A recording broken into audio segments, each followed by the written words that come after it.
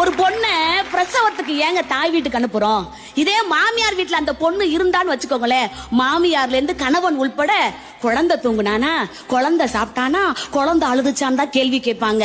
ஆனா தாய் வீட்டுல மட்டும்தாங்க, நீ கொஞ்ச நேரமாவது தூங்குனியா,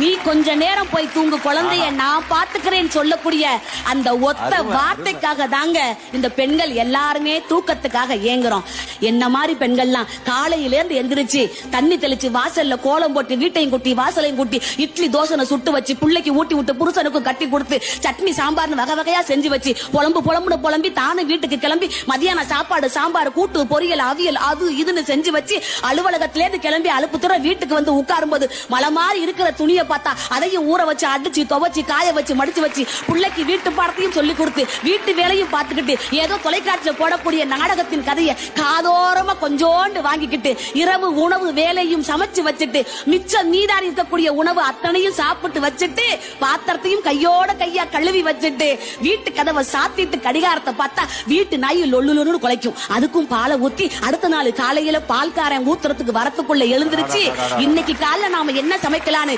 கனவோடு தூங்கக்கூடிய ஒவ்வொரு பெண்களும் ஏக்கத்தோடு கேட்கக்கூடிய ஒரே வார்த்தை, நான் கொஞ்சம் தூங்கிக்கிறேன்.